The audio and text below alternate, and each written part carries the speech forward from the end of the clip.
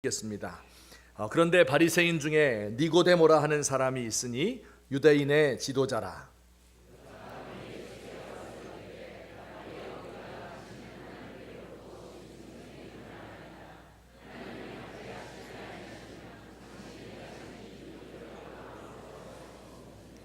예수께서 대답하여 이르시되 진실로 진실로 내게 이르노니 사람이 거듭나지 아니하면 하나님의 나라를 볼 수 없느니라.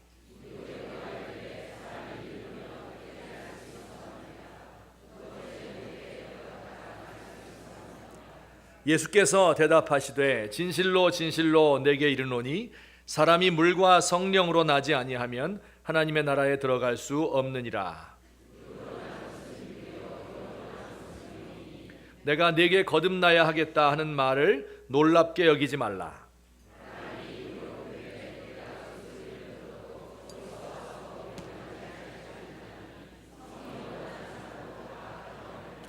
니고데모가 대답하여 이르되 어찌 그러한 일이 있을 수 있나이까?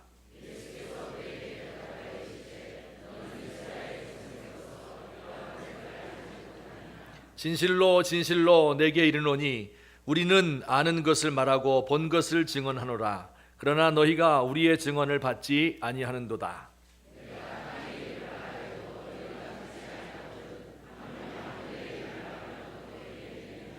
하늘에서 내려온 자 곧 인자 외에는 하늘에 올라간 자가 없느니라. 같이 봅니다. 이는 그를 믿는 자마다 영생을 얻게 하려 하심이니라. 아멘. 제가 어떤 성도님에게 요즘 어떻게 지내십니까? 이렇게 물으니 돌아온 대답이 사는 게 아닙니다. 이렇게 이야기를 하셨어요. 사는 게 아니다. 무슨 뜻일까요? 먹고 사는 게 이렇게 힘든 줄 몰랐습니다. 쉬지도 않고 하루 종일 일하고 일주일 내내 일해도 빚에서 헤어나올 수가 없습니다. 어떤 사람은 사랑하는 사람과 함께 있을 수 없기 때문에 아무 일도 손에 잡히지 않습니다. 어떤 분은 남편은 나에게서 너무 멀어졌고 자식들은 속을 썩입니다. 어떤 분은 고치기 어려운 질병에 걸려서 소망 없이 하루하루를 살아가고 있습니다. 어제도 경남 진주에서 20대 청년 4사람이 차에 연탄불을 피워놓고 스스로 목숨을 끊었습니다. 가족들에게 미안하다는 글을 남겼습니다. 김해에 사는 26살 이모 씨, 인천에 사는 24살 이모 씨, 수원에 사는 21살 손모 씨, 밀양에 사는 여자분인데 21살 조모 씨, 채 피지도 않은 꽃송이와 같은 청년들이 이렇게 스스로 자신의 목숨을 끊었습니다. 이렇게 대한민국에서 청년들이 하나 둘씩 죽어가다가는 온 나라가 텅텅 빌 것 같습니다. 아마 여러분들 중에도 사는 게 아니야 라고 말하고 싶은 분들이 있을지 모르겠습니다. 근데 생각해 보면 이 사는 게 아니다. 이 표현이 참 재미있죠. 사는 게 2개가 나와요. 그런데 앞에 사는 것과 뒤에 사는 것은 영 다른 뜻입니다. 앞에 사는 것은 어떤 거예요? 내가 숨이 있으니까 호흡을 하고 또 밥을 먹고 세상을 살아가는 이런 삶이죠. 그런데 2번째 삶은 어떤 삶이에요? 이것은 사람답게 사는 삶, 행복하고 즐겁게 진정으로 내가 원하는 삶을 사는 것이다. 이렇게 말씀드릴 수가 있겠어요. 제가 한번 이렇게 질문을 스스로 던져보았습니다. 내가 원하는 삶, 그러니까 뒤에 있는 삶이죠. 진짜로 행복하게 사는 삶, 그 삶이 어떤 삶입니까? 어떤 삶을 가리켜서 만족한 삶, 진정한 삶이라고 이야기할 수 있겠습니까? 이렇게 질문을 드린다면 여러분 뭐라고 대답하시겠어요? 어떻게 하면 이제야 사는 것처럼 사네, 이렇게 대답할 수 있겠습니까? 보통 사람들은요, 과거를 돌이켜보면서 그때 참 좋았었다, 이때 삶이 진짜 삶이었다, 이렇게 회고하시는 분들이 많을 거예요. 그런데 정말 과거의 삶이 그렇게 행복한 삶이었을까요? 혹시 우리의 기억 장치에 문제가 생겨서 좋았던 것만 자꾸 기억하려는 이러한 습관 때문에 과거를 추억하는 것이지 그때도 살기 어려웠던 것은 매한 가지 아니었을까요? 아니면 지금 우리가 살고 있는 이 불행한 삶의 씨앗을 그때 뿌려놓았던 것은 아닐까요? 사는 것처럼 살고 싶기는 한데 사실은 어떤 삶이 진짜 사는 것처럼 사는 삶인지를 모를 때가 더 많습니다. 이게 더 큰 문제죠. 어떤 사람은 다른 사람들의 모습을 보면서 야, 저 가정은 정말 행복해 보인다. 나도 저 사람처럼 살면 좋겠다. 이렇게 다른 사람을 보기도 합니다. 그런데요, 겉으로는 그렇게 행복해 보이는 그 사람의 삶이 그렇게 행복한 삶이 아닐 경우도 많습니다. 멀쩡하던 사람이요, 늦바람 드는 거 아십니까? 여러분, 늦바람 드는 경우가 있어요. 갑자기 인생이 허무하게 느껴지고요, 사는 건 뭐 있어? 이렇게 하면서 방탕한 삶을 살기도 합니다. 사회적으로 굉장한 저명 인사인데 갑자기 바바리맨이 돼서 여고생 뒤를 따라다니는 사람도 우리가 보았습니다. 어떤 사람 노름과 게임에 빠지기도 합니다. 인생 참 허무하다. 우리가 살 때는 참 그 사람처럼만 되면 좋겠다. 이렇게 보이는 사람인데 사실은 그 사람이 너무 우울한 삶을 살고 있는 모습을 우리가 종종 보게 됩니다. 오늘 성경 말씀에는 누가 보아도 행복한 사람이 하나 등장합니다. 이 사람은 누가 생각해도 야, 이 사람처럼 삶은 진짜 사는 것 같은 삶이다. 그런 사람이에요. 그 사람을 제가 오늘 소개해드리도록 하겠습니다. 그의 이름은 니고데모입니다. 오늘 요한복음 3장의 주인공이기도 하죠. 우리 니고데모는 이런 사람이었습니다. 제가 4가지로 정리를 한번 해보았습니다. 그는 바리새인이었다. 이 말은 세속에 물들지 않는 삶을 살기 위해서 노력하는 이런 분리된 자라는 뜻이 있습니다. 종교인입니다. 두 번째, 유대인의 지도자. 이 말은 70인으로 구성된 산헤드린 공회의 회원이다. 그런 뜻입니다. 그 당시 로마가 지배하고 있을 때 이스라엘 사람들의 자치기구가 있었는데 그게 산헤드린 공회라고 하는 거예요. 이게 오늘날의 국회와 사법기관, 대법원을 합쳐놓은 것 같은 기구라고 보시면 되겠습니다. 위원이 70명이었으니까 실질적인 이스라엘의 지도 세력이었고 권력기관입니다. 니고데모는 이 산헤드린의 70명 중에 한 사람이었습니다. 예수님께서는 니고데모를 가리켜서 이스라엘의 선생이다 이렇게 불렀습니다. 이 표현은요, 학교에서 가르치고 돈 받는 이런 선생이다 그런 뜻이 아니고요, 이스라엘 백성들의 정신적인 지도자다 그런 뜻입니다. 또 뿐만 아니라 이 니고데모는 양심과 용기를 지닌 사람이었습니다. 한 번은 이런 일이 있었어요. 그 산헤드린 공회가 열렸어요. 70명이 다 모였습니다. 공회의 수장인 대제사장이 군인들에게 명령을 했습니다. 예술한 자를 잡아와라. 그는 이 백성들을 미혹하는 이런 거짓된 선지자이다. 그를 잡아다가 고문하고 신문하고 죽이려고 했습니다. 그때 니고데모가 그 자리에서 일어나서 말했습니다. 우리 율법은 사람의 말을 듣고 그 행한 것을 믿기 전에 심판하느냐? 무슨 뜻입니까? 지금 예수라고 하는 분이 어떤 분인지 알지도 못하면서 그분이 하고 있는 일을 소명해 보지도 아니하고 그 사람의 말도 들어보지 아니하고 증거도 없이 그를 잡아다가 죽이는 것이 과연 가한 일이냐? 이렇게 혼자 나서서 이야기했습니다. 여러분, 이것이 쉬운 일이겠습니까? 이 말을 들은 대제사장과 그 공회원들은 화가 났습니다. 머리끝까지 나왔어요. 당신도 그 갈릴리 사람을 선전하는 거요? 당신도 한패구만. 갈릴리에서는 예언자가 나올 수 없어. 이렇게 지역 차별적인 발언을 막 하면서 니고데모의 의견을 다 묵살해 버렸습니다. 여러분, 이렇게 70명이 다 찬성하는데 거기에 반대하는 거 쉬운 일 아니죠.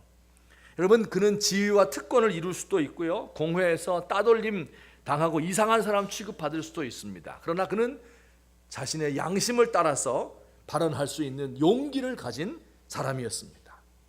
자, 여러분, 이 정도 사람이면 좋은 삶을 산다고 말할 수 있지 않겠습니까? 모든 좋은 것들을 다 성취했어요. 살아갈 수 있을 만한 재물이 있는 사람이에요. 지도자로 인정을 받은 사람이에요. 명성이 있어요. 도덕적으로 흠결이 없는 양심적으로 살아가려고 하는 양심 세력 중에 한 사람이었던 것입니다. 이게 니고데모예요. 남들 볼 때는 부족한 것이 없는, 나도 그 사람처럼 되고 싶다 하는 그런 종류의 사람입니다. 그런데 이 사람이 밤에 예수님을 찾아왔답니다. 왜 찾아왔을까요? 낮에는 분주하니까, 예수님 사람들에게 막 둘러싸여 있으니까 조용한 밤을 찾아왔겠죠. 그래서 예수님에게 이렇게 말문을 열었습니다. 우리 3장 2절 말씀인데 다 같이 읽겠습니다. 시작.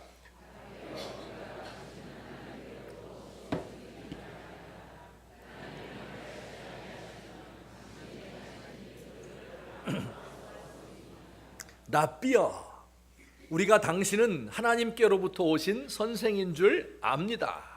이렇게 말문을 열었어요. 예수님을 뭐라고 호칭했습니까? 랍비여, 이렇게 불렀습니다. 이것은 아주 극진한 예우를 취한 것입니다. 여러분 상상해 보시면 니고데모의 나이가 나와 있지는 않지만 50은 넘었을 것 같고 60줄 들어섰을 것으로 상상이 돼요. 자기를 늙은이라고 표현을 한 것 보니까 30밖에 안 된 새파란 청년 앞에 와서 예의를 갖추는 거예요. 랍비여, 우리가 당신은 하나님께로부터 보냄받은 선생님인 줄 압니다. 왜 이런 말을 시작했을까요?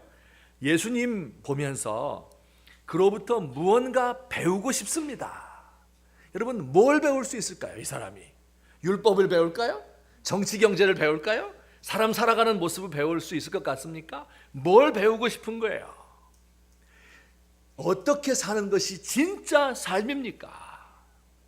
내 마음속에 남들 볼 때는 내가 바리새인이고 사내들인 공회원이라는 지위를 갖고 있고 양심을 따라 사는 용기 있는 사람이지만 무언가 부족한 것이 있어요. 무언가 공허한 것이 그 마음 가운데 자리 잡고 있었던 거예요. 사람들로부터는 존경과 인정을 받고 제대로 사는 사람 같지만 속으로는 사는 게 아닌 또 하나의 사람이었던 겁니다. 이게 니고데모예요. 이렇게 예수님을 찾아와서 도움을 구하는 진정한 삶이 무엇입니까? 라고 물어보는 니고데모에게 예수님이 뭐라고 대답하셨을까요? 오늘 우리들 가운데도 정말 힘들게 살기 때문에 아무리 생각해도 어떤 게 좋은 삶인지 모르는 이런 사람들에게 예수님은 무엇이라고 말해주고 계실까요? 니고데모처럼 남들 보기는 좋은 삶을 살지만 사실은 어떻게 살아야 하는지 잘 알지 못하는 길을 잃어버린 사람들에게 예수님께서는 무엇이라고 말씀해주고 계신 걸까요? 오늘 이 설교 말씀은 성경의 많은 말씀 중에도 핵심되는 말씀이기 때문에 여러분께서 자세히 귀 기울여서 들으셔야 될 줄로 압니다. 예수님께서 이 니고데모에게 이렇게 가르치셨어요. 그 말씀을 요약하면 이렇습니다. 오늘 제목인데 우리 다 같이 한번 읽어볼까요? 시작.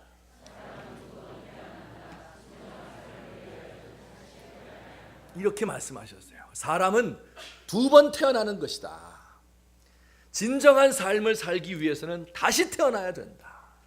내가 보니 당신은 두 번째 태어나는 것, 다시 태어나는 것, 거듭나는 것, 이게 안 돼 있기 때문에 그래서 마음속에 그런 공허함이 자리 잡고 있는 것이다. 이렇게 예수님이 일러주신 거예요. 자, 여러분, 이게 무슨 뜻입니까? 두 번 태어난다. 어떻게 두 번 태어날 수 있어요? 엄마 아빠가 이렇게 나에게 육신을 주셔서 지금까지 30년, 40년, 60년, 70년을 살았는데 어떻게 또 태어난단 말이에요? 이게 무슨 뜻입니까? 수수께끼 같은 이야기죠. 제가 설명을 잠깐 해드리겠습니다. 사람이 원래 창조될 때부터 두 번 태어나게 만들어진 게 아니에요. 원래 에덴 동산에서 하나님이 창조할 때 어떻게 하셨죠? 사람을 흙으로 빚으시고 그리고 그 코에다가 숨을 불어넣었어요. 그랬더니 사람이 살아서 움직이기 시작했잖아요. 사람에게 그때 생명이 있었잖아요. 그 생명은 두 가지 다 가지고 있었어요. 첫째는 육신적으로 살아서 움직이기도 했어요. 그와 더불어 그 인간들의 영혼이 하나님과 교제하면서 가장 기쁘고 행복한 완전한 삶을 살도록 하나님께서 생명을 불어넣은 거예요. 그러니까 맨 처음에 만들어진 사람은 두 번 태어날 필요가 없는 사람이었어요. 그런데 인간이 하나님께 불순종하고 죄를 지은 뒤에는 태어날 때 육신은 부모로부터 물려받아서 이렇게 건강하게 살고 있습니다. 살아 움직이고 공부하고 시집 장가가고 애 낳고 잘 살고 있어요. 그런데 우리의 영혼이 생기를 잃은 겁니다. 하나님에 대해서 죽은 겁니다. 우리의 창조주를 모르고 죄를 지으며 살아가는 존재, 아무런 의미가 없이 살아가는 사람들이 된 겁니다. 어떤 사람은 진짜 힘들게 사는 사람도 있고 어떤 사람은 남부럽지 않게 살아가고 있지만 그 둘의 차이가 의미가 없어요. 다 같이 의미 없는 죽은 삶을 살아가고 있는 겁니다. 그래서 뭐가 필요해요? 두 번째 삶이 필요한 거예요. 두 번째 다시 태어나야 하는 것이 필요합니다. 두 번째 생명이 필요한 거죠. 예수님이 다시 말씀하셨어요. 3장 6절 말씀, 우리 외우기도 쉬운데 우리 같이 6절을 읽겠습니다. 시작. 자 보세요. 두 가지가 나오죠. 육으로 난 것은 육이요. 이 말은 육신의 생명이 있다는 거예요. 부모로부터 피와 살을 받아가지고 태어난, 먹어야 되고 입어야 되고 아기 낳고 살아가는 그 삶, 육신의 생명이에요. 근데 또 뭐가 있어요? 영으로 난 것은 영이다. 영적 생명. 영적 생명을 주시는 분은 하늘의 하나님, 그분의 자녀가 되는 거예요. 영적인 세계에 눈이 열리는 거예요. 영적인 삶을 살게 되는, 하나님과 교제하며 사는 진정한 삶을 사는 것이죠. 이것을 영적인 생명, 두 번째 태어나는 생명이다. 이렇게 예수님이 가르쳐 주셨습니다. 자, 여러분 이거 믿을 수 있어요? 보여요? 육신의 생명은 보이죠. 이거 못 믿을 사람은 아무도 없어요. 영적 생명 보입니까? 안 보여요. 사람들이 믿지 않습니다. 그래서 믿지 않는 사람들은 육신의 생명이 전부이다 이렇게 생각을 해요. 이렇게 설명하는 것을 제가 최근에 읽었습니다. 우리 인간은 우리 몸 세포 속에 유전자를 가지고 있대요. DNA라고 불러요. 그 유전자에 따라서 우리의 외모와 습관과 질병과 성격과 이런 게 다 결정된다는 거예요. 근데 그 유전자는 매우 이기적이어서 더 우월한 종자를 이 땅에 남기려고 하는 성질이 있다는 겁니다. 그래서 남자들이 그렇게 예쁜 여자와 결혼을 하려고 하는데 그 이유가 뭐예요? 우월한 유전자를 남기려고. 우월한 여자 있잖아요. 몰라요? 우월한 여자, 좀 우리 교회에서 보기 힘든데 우월한 여자 네, 추구해요. 여자들은요, 안정된 환경에서 아기를 낳아서 키우기 위해서 돈 많은 남자들을 원한다. 그래서 여자애들은 어렸을 때부터 누가 가르쳐 주지 않아도 남자에게 잘 보이려고 하고 몸을 가꾸고 생머리 길게 늘어뜨리고 손톱 치장하고 화장하고 성형을 하고 난리가 났어요. 남자애들은 그것도 모르고 침을 질질 흘리고 끌려다니다가 이 목매어서 이거 죽어라고 고생하다가 유전자 하나 떡 남겨놓고 죽는 거, 이게 인생이래요. 여러분, 그게 인생이에요? 그게 전부입니까? 좋은 대학, 스카이 대학 들어가고 대기업 취직하고 그래서 좋은 사람 만나서 결혼하고 조건 보고 결혼하고, 여러분 이걸 인생이라고 말합니까? 여러분, 이런 생각, 보이는 것만 보고 보이지 않는 것은 생각하지 않는 것, 이게 현대인들의 미련한 생각이에요. 이 물질적인 것만 가지고 인생을 설명하려고 하니까 우리가 이렇게 불행해지는 거예요. 성경은 말씀합니다. 처음부터 끝까지 우리에게 육신의 삶만 있다고 말하지 않습니다. 하나님으로부터 오는 생명이 있다고, 바로 그 생명을 얻게 될 때 우리가 그렇게도 원하던 삶, 사는 것 같이 사는 그 삶이 뭔지를 지금까지 잘 몰랐는데 그 삶이라는 거예요. 바로 그 삶을 살 수 있게 된다는 거예요. 예수님은 우리가 이렇게 불행하게 사는 이유가 이 땅의 것만 바라보고 있기 때문에, 하늘의 삶을 모르기 때문이라고 가르쳐 주시는 거예요. 그래서 그것을, 그 하늘의 삶을 알려주기 위해서 이 땅에 오셨다 이렇게 말씀하고 계십니다. 우리 사랑하는 성도들이시여, 우리 이 사실을 믿으십니까? 두 가지 태어나는 것이 있다. 육으로 난 것은 육이요, 영으로 난 것은 영이다 하는 사실을 믿으십니까? 예, 우리 아멘으로 대답을 하셨는데 안 믿는 분들도 있어요. 이분들은 대답을 안 하고 있죠. 두 가지 반응이 있어요. 어떤 분들은 이렇게 속으로 생각해. 에이, 그 거짓말이지. 인간이 연약하다 보니까 무언가 더 높은 걸 자꾸 생각을 하고 힘센 거 찾다 보니까 신이 있다, 이렇게 말하는 거지. 보이지도 않는데 내가 어떻게 믿어? 거짓말이지, 지어낸 거지. 냉소적인 반응을 보이는 사람. 또 하나는 동경하는 거예요. 정말 그런 삶이 있다면 얼마나 좋을까. 야, 예수 믿는 사람들 그런 삶을 가지고 행복하게 산다는데 나도 다시 태어나고 싶다. 동경하는 마음을 가진 사람도 있을 거예요. 어떤 분은 물론 이 두 가지가 동시에 있는 분도 있어요. 니고데모가 바로 그 사람이었어요. 자, 보세요. 3장 4절 말씀. 니고데모가 예수님이 삶은 두 가지야, 다시 태어나야 돼, 이렇게 말하니까 반응이 이랬어요. 우리 3장 4절 다 같이 시작.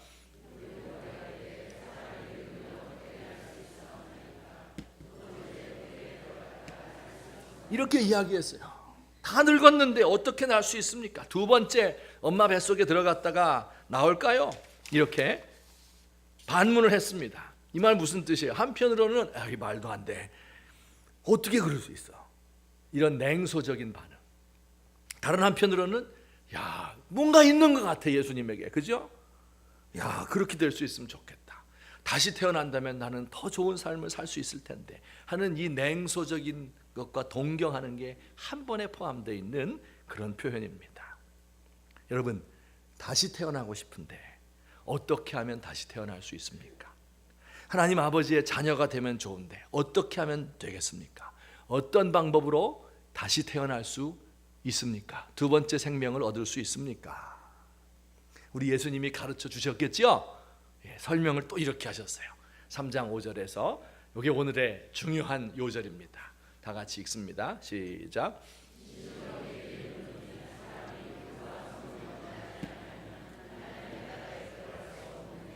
진실로 진실로 내게 이르노니, 사람이 첫째는 어떻게 해요? 물로 거듭나지 않으면, 두 번째는 성령으로 나지 않으면 하나님 나라에 들어갈 수 없다. 이렇게 하나님 나라에 들어가는 방법, 진정한 삶을 얻는 방법을 두 가지로 가르쳐 주셨어요. 요게 또 수수께끼 같잖아요. 그걸 제가 설명을 해드리고 설교를 마치도록 하겠습니다. 우선 첫째, 다시 태어나는 첫 번째 방법이에요. 이건 물로 나는 거죠. 어떤 뜻입니까? 시작.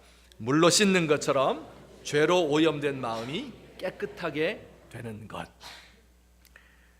제가 좀 생각을 해봤어요. 우리가 사는 게 사는 것 같지 않은 그런 삶이잖아요. 왜 그렇게 살까? 그 이유가 뭘까? 생각을 좀 해봤더니요, 우선 환경적인 요인이 있어요. 날 때부터 그래요. 날 때부터 힘들어요. 부모를 잘 못 만나고 시대를 잘 못하고 난 경우도 있어요. 나쁜 사람 만나서 결혼을 한 경우도 있어요. 이건 내 책임 아니에요. 그죠? 그런데 어떤 경우는요, 많은 경우에 내 자신의 문제 때문에 불행한 삶을 사는 사람 많습니다. 과도한 욕심을 부리다가 잘못된 선택하는 거죠. 자녀들이 말을 안 들어서 괴롭잖아요.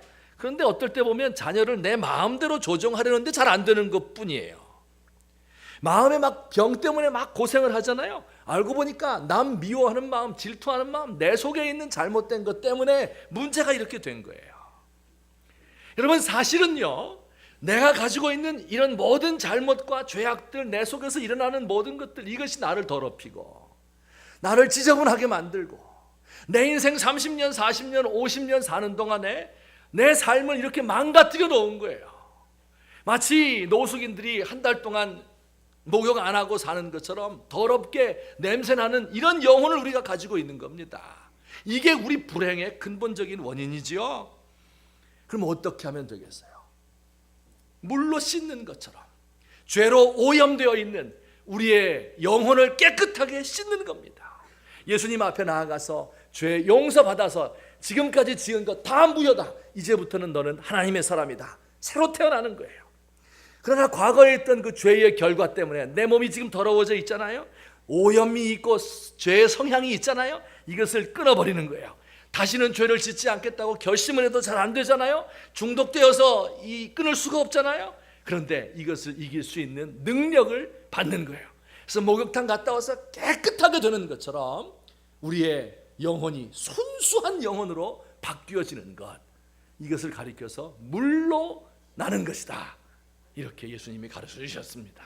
우리 사랑하는 모든 성도님들, 혹시 우리 가운데 내 육신이, 내 영혼이 이렇게 더럽게 되었다 할지라도 물로 예수님이 씻어주시겠다 하셨으니 예수님의 물속에 푹 잠겨서 씻겨주시는 그 다 때밀어 주시고 깨끗하게 만드시는 은혜를 받아서 깨끗한 사람, 새롭게 태어난 사람 되시기를 예수님의 이름으로 축복합니다. 자, 두 번째 뭐였어요? 다시 태어나는 것 2. 이런 방법으로 다시 태어난다. 성령으로 태어난다. 무슨 뜻이에요? 하나님의 바람이 내 영혼에 들어오는 것. 조금 이해가 어렵지요. 제가 설명을 좀 드릴게요. 이걸 알려면요, 우리말 성경 말고 우리말 성경 전에 있는 헬라어 성경을 조금 알아야 돼요. 헬라 말로는요, 영이라고 하는 단어가 바람이라고 하는 단어와 똑같아요. 같은 단어에 두 가지 뜻이 있는 거예요. 숨도 똑같아요. 세 가지 뜻이 있는 거예요. 성령이다 할 때도 똑같은 단어를 써요. 똑같은 단어입니다. 이 네 가지가 영, 바람, 숨, 성령 다 똑같은 단어로 한 단어를 이렇게 때에 따라서 다르게 번역한 거예요. 그러니까 3장 5절에서 우리가 아까 물과 성령으로 태어난다 이렇게 말할 때 물과 바람으로 태어난다 이렇게 말해도 틀린 게 아니에요. 그게 맞는 거예요.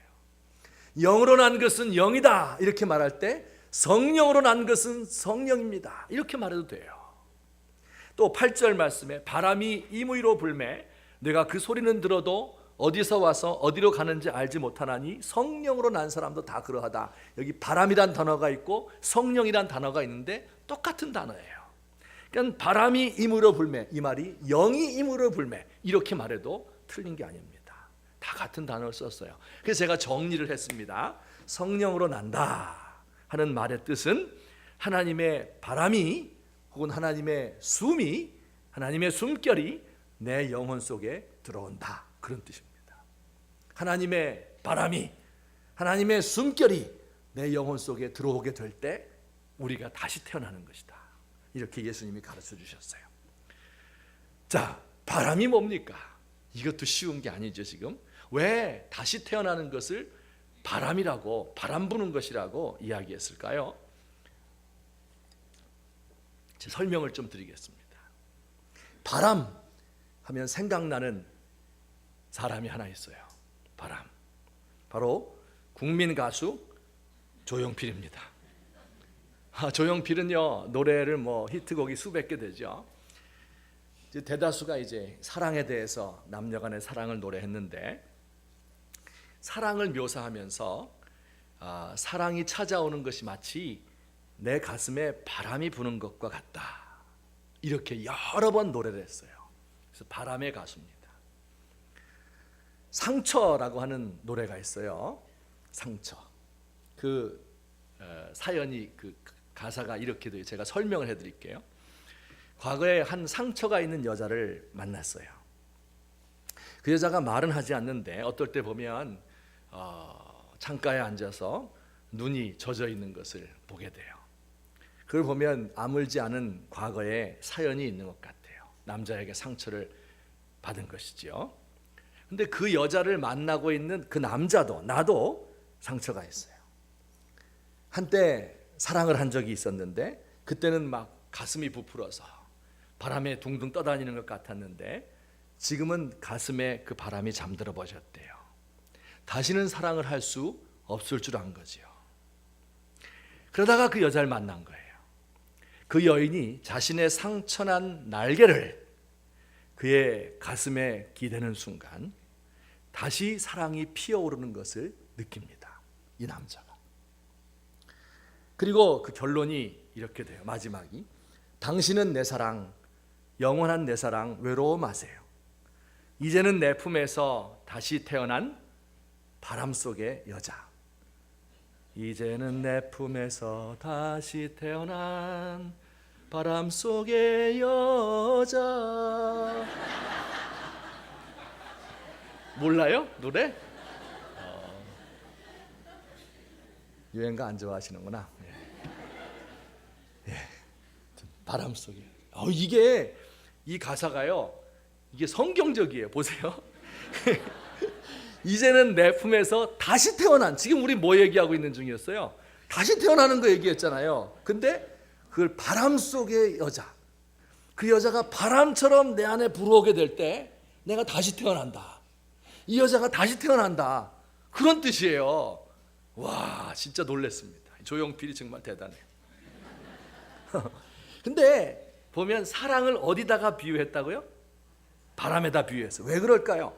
여러분, 바람이 보여요, 안 보여요? 바람 안 보여요? 바람 손으로 잡을 수 있어요, 없어요? 손으로 못 잡아요. 근데 사랑이란 게 그렇지 않아요, 여러분? 사랑은 보입니까? 본 사람 있어요? 아무도 없어요. 사랑이 뭐냐? 좀 보여달라, 좀 잡아봐. 아무도 못 잡아요. 그 사랑이 뭔지 설명을 하려면 설명이 안 되는 겁니다. 이게 이 바람이 어디서 시작된 겁니까? 그게 몰라요. 근데 사랑도 그런 거예요. 누가 먼저 좋아하게 됐는지, 누가 먼저 고백했는지, 어떻게 시작되는 건지 이게 잘 몰라요.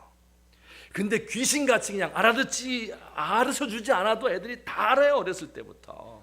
여러분, 그 바람이 어디로 불어가는지 압니까? 알 수 없어요. 사랑도 어떻게 갈지 종잡을 수가 없어요. 가다가 그냥 쓰러져 버리게 될지, 아니면 이게 열매 맺게 될지, 광풍이 될지, 이걸 알지 못해요.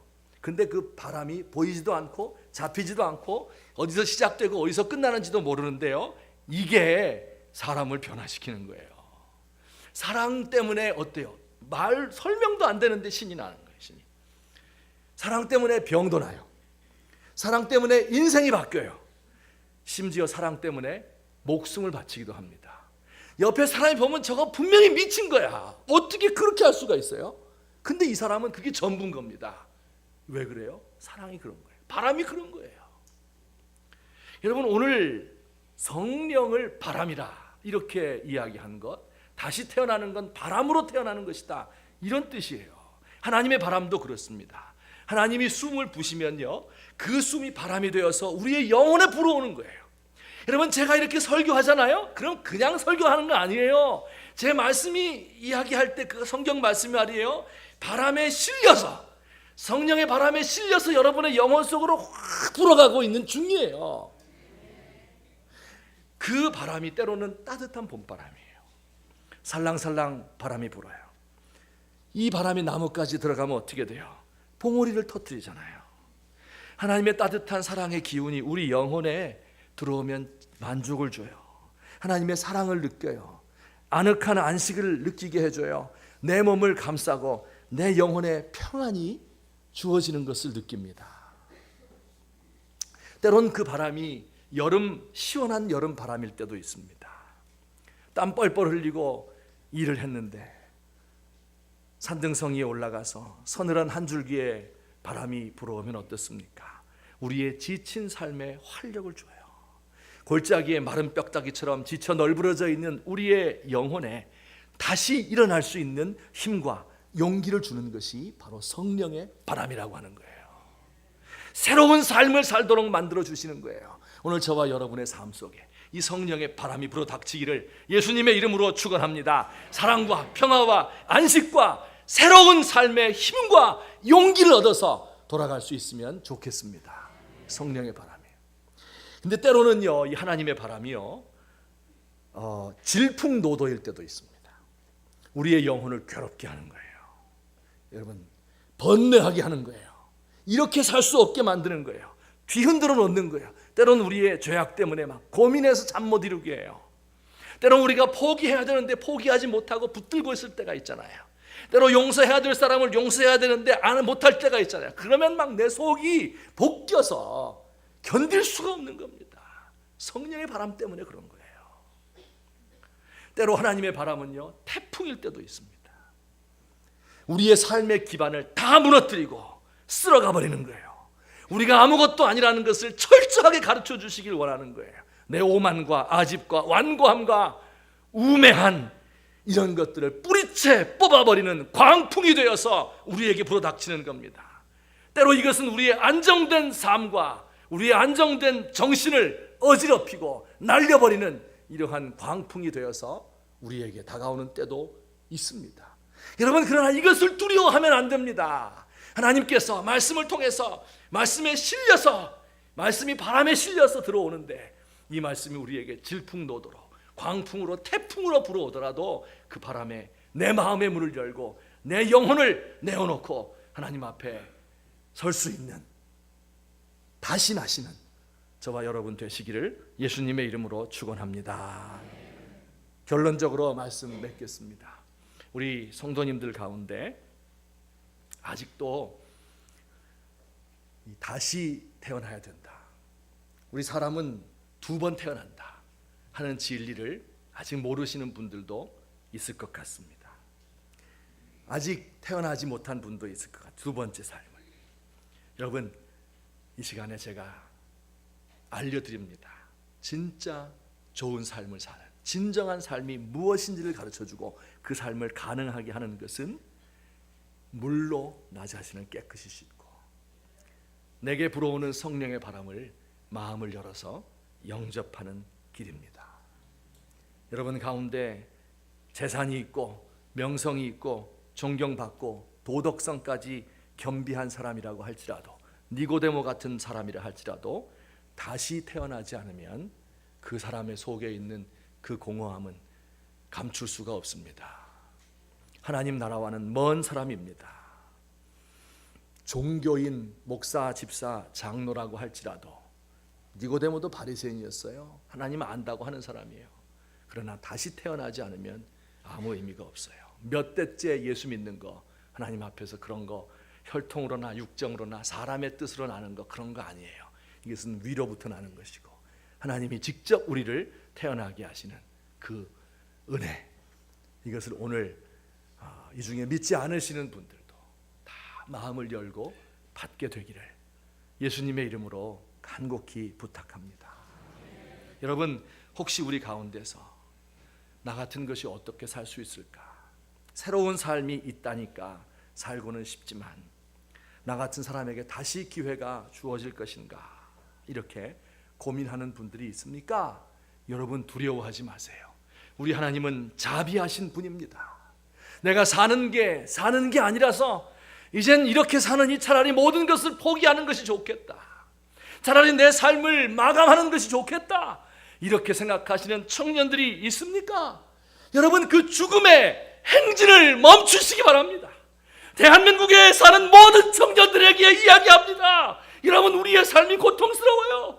그래요. 하지만 우리 주님께서 두 번째 삶을 예비해 놓으셨다. 그 삶 속으로 들어가기만 하면 내 과거의 모든 것이 깨끗이 씻겨지고 그 성령의 바람에 따라서 살아가는 진정한 삶이 우리에게 열린다 하는 사실을 믿으시고 이 말씀에 의지하시고 버티시고 끝까지 생명을 유지하시고 이 두 번째 삶을 얻으시는 모든 청년들 되시기를 주의 이름으로 축원합니다. 여러분 가운데 이미 영적인 생명을 경험한 사람, 이미 태어난 사람들 있을 수 있습니다. 대부분일 것입니다. 영적인 생명도 자라나야 하는 거예요. 애기 넣어놓고서 방치해 두는 거 아니죠. 아이에게 젖을 먹이고 밥을 먹이고 키워주어야 됩니다. 여러분, 육신의 생명을 위해서는 온갖 좋은 거 먹고 마시고 입고 즐기고 살지 않습니까? 그게 잘못된 건 아니에요. 육신의 삶도 중요해요. 그거 가지지 못한 사람을 막 멸시하고 가진 자를 부러워하지요. 이걸 뺏으려 하고 또 뺏기지 않으려고 하고 그러다 보니까 투쟁하고 싸움의 연속이잖아요.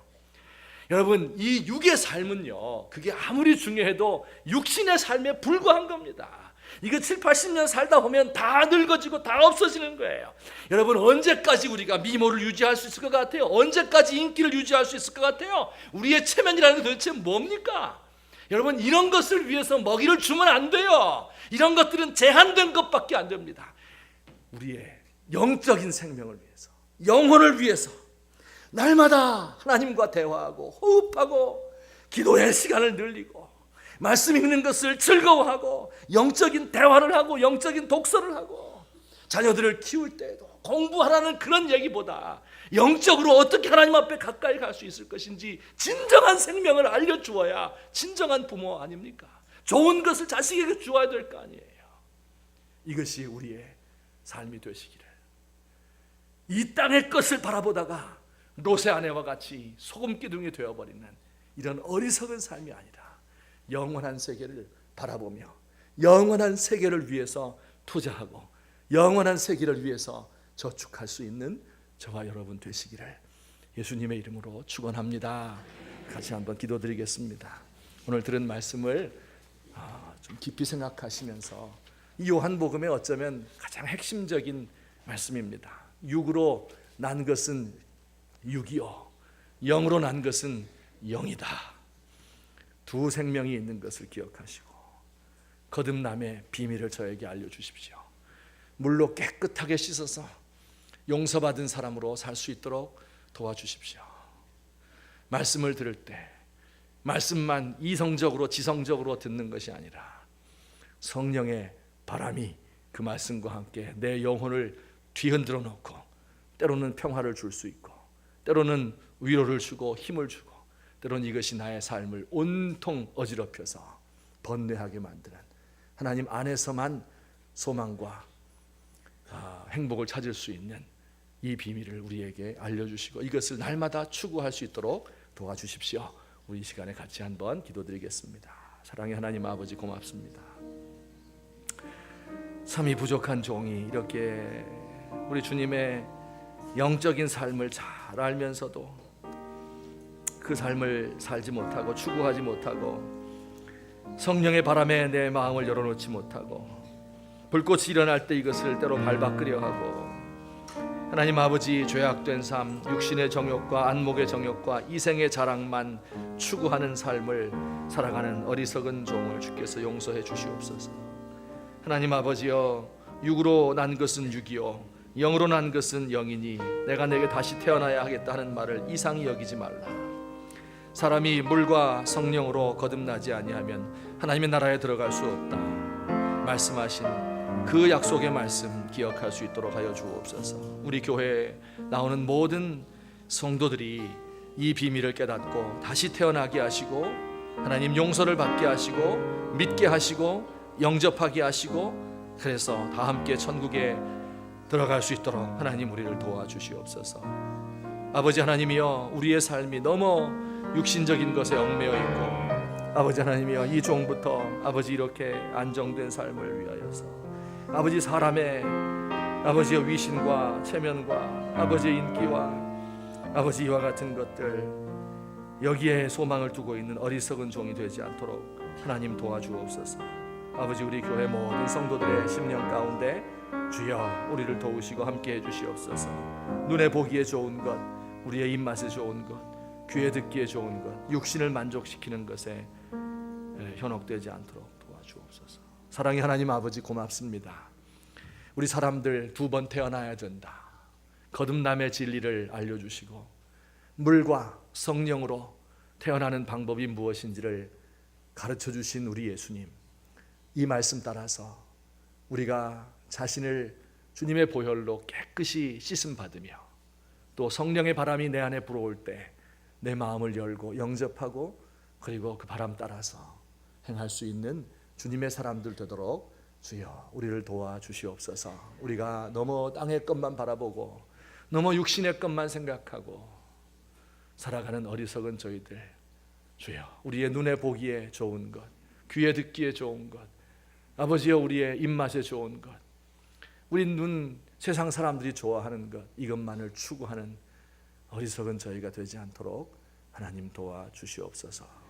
예수님의 이름으로 기도하옵나이다. 아멘. 우리 535장 찬송 드리시겠습니다.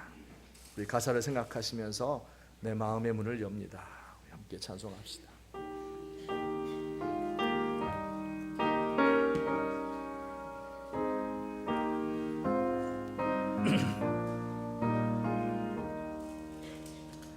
주 예수 대문 밖에 기다려 섰으나 단단히 잠가두니 못 들어오시네. 나 주를 믿노라고 그 이름 부르나 문 밖에 세워두니 참나 예수치라.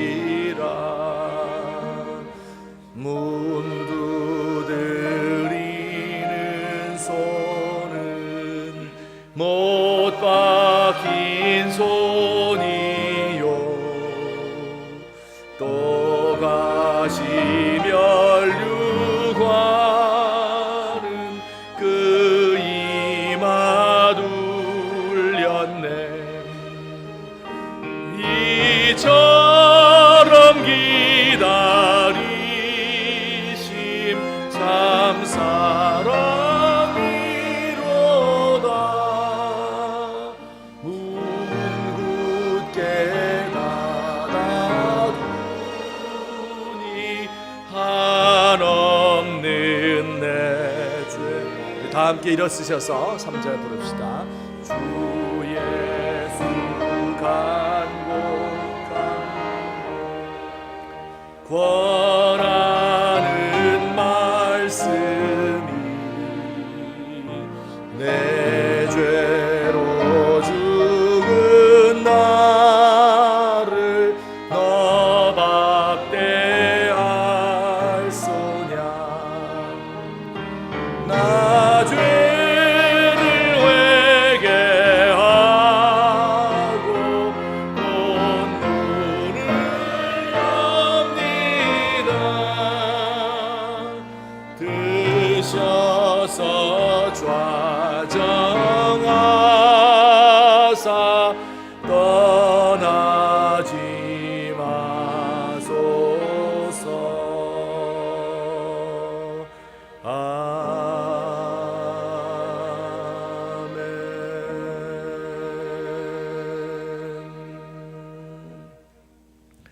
사랑의 하나님 아버지, 은혜를 감사드립니다. 오늘 이 시간도 우리를 주님의 전으로 불러주시고 주님의 사랑하는 백성들이 한자리에 모여서 하나님을 찬송하고 또 하나님께서 우리에게 주신 물질 가운데 일부를 주님 앞에 드렸나이다. 주 하나님 아버지, 주께서 이 예물을 기쁘게 받아 주옵소서. 우리의 영혼이 잘되게 하시고 또한 그와 같이 우리의 범사가 복되며 강건한 복을 우리에게 허락하여 주시옵소서. 우리 하나님께서 약속하신 그 모든 좋은 것들, 풍성한 것들을 우리의 삶 속에, 우리의 가정 속에 넘치도록 채워 주시옵소서. 하나님, 드리지 못한 손길들에게도 주께서 은혜와 복을 주시고 그 마음에 믿음을 주시며 물질의 넉넉함을 주셔서 마음껏 하나님을 드리고 그리고 사람들에게 나누어 줄 수 있는 귀한 사람들 될 수 있도록 우리 주여 은총을 더해 주시옵소서.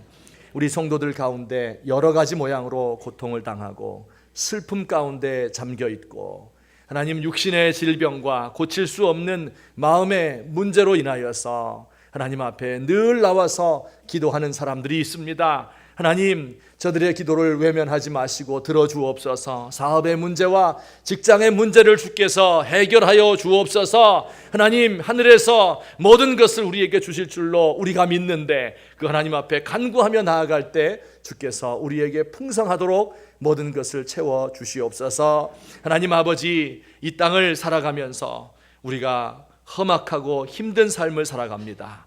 주여, 우리 모든 짐지고 가는 주의 사랑하는 백성들 주께서 붙잡아 주시고 예수님이 우리에게 주신 이 풍성한 생명 때문에 주님의 성령의 숨결이 우리 안에 늘 함께 거하시기 때문에 만족하고 행복하고 기쁜 삶을 살아드릴 수 있도록 우리 하나님 도와주시옵소서.